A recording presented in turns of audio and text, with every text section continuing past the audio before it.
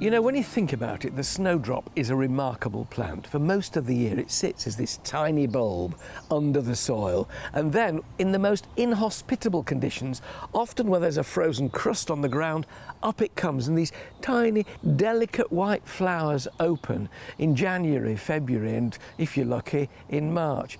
It's a glorious thing to plant in the green. If you can get the bulbs when they're still got green foliage on, best dug up and divided immediately after flowering, spaced out 3 or 4 inches apart, planted 2 or 3 inches deep. You can make colonies which will go on year after year undisturbed. Not for nothing is it called snow piercer. The tips of its leaves can cut through the hardest crust. What a beauty.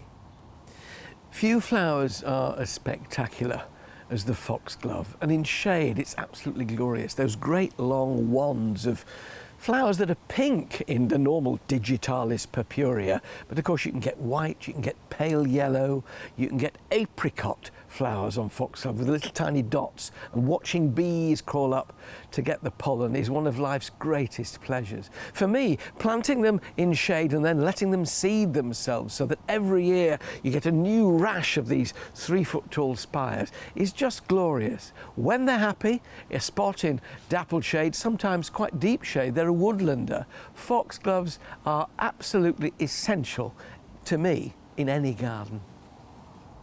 Granny's bonnet, Columbine. I think the common names of the aquilegia are among the most romantic in the garden, and it is such an easy doer. It's easy to please. Those wonderful spurred flowers that are multicoloured on the Macana hybrids, or fewer spurs, smaller flowers on ruby port. The lovely thing about them is that they come early in the year, aquilegias.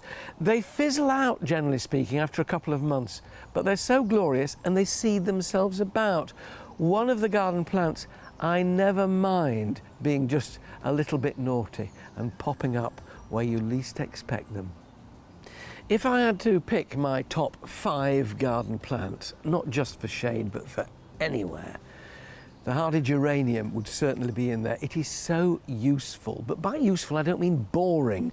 The flowers can be vibrant cerise, blue, white, glorious range of shades, and they're wonderful, wonderful ground cover. They will make a mat, a rug underneath plants, shrubs and trees in shade, and cover the ground with something pleasant rather than just allowing weeds to grow there. If I had to pick one above all others, it would be geranium macrorhizum, with its aromatic hairy leaves and its flowers of either white or pink, and after those flowers fade you get the true crane's bill seed head, one of the most useful plants in the garden, the hardy geranium. Just when you least expect it, in December or January, in that dank, damp earth underneath trees and shrubs. What are these? Cyclamen coombe, the hardy cyclamen, barely 3, at max 4 inches high, with its wonderful reflex petalled flowers in dark pink, light pink or white, followed by the leaves which are beautifully marbled. They will in time form a carpet. They seed themselves beautifully under there. Watch the flowers as they fade. The flower goes, and then the seed pod starts to spiral down towards the soil, where the plant very cleverly buries it so it can increase your plantation. And for deep midwinter flowering, cyclamen coombe comes as the most gloriously multicoloured rug.